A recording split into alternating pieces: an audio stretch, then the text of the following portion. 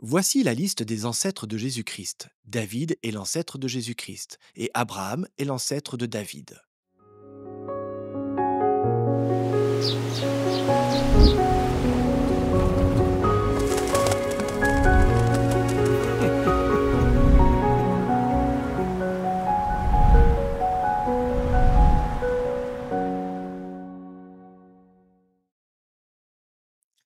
T'es qui, toi? Tu viens d'où? Oula, ça sent l'embrouille, la discussion commence mal, et mieux vaut ne pas trop traîner par ici.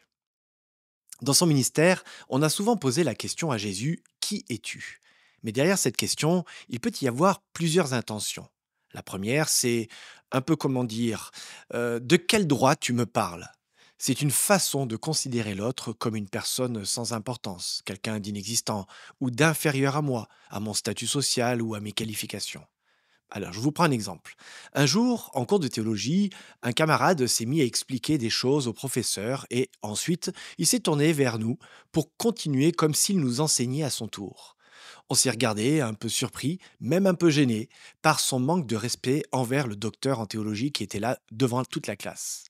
À la fin de son discours, qui ressemblait plus à une espèce de campagne électorale qu'à un échange, le professeur, avec beaucoup de tact, nous a invités à poursuivre nos réflexions. Mais honnêtement, on avait tous envie de lui dire: Mais t'es qui, toi? De quel droit tu prends sa place?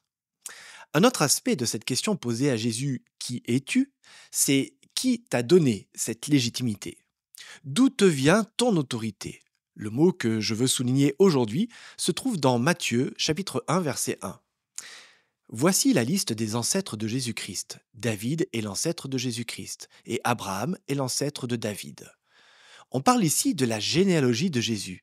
En grec, les mots utilisés sont biblos geneseo, littéralement le livre de l'origine. Biblos, ça vous dit quelque chose, non? C'est le mot qui a donné Bible, notre bibliothèque. Geneseo, ça fait écho à la Genèse, au commencement.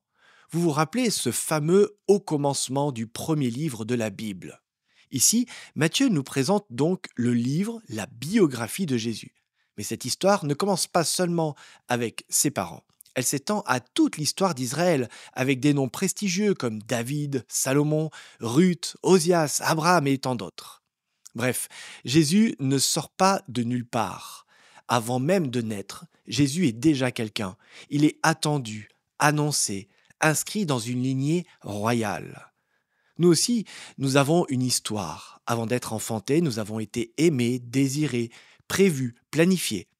Et même si ce n'est pas toujours vrai, si certains n'ont pas été désirés ou aimés, est-ce que ça veut dire qu'ils n'ont pas leur place dans l'histoire? Pas du tout.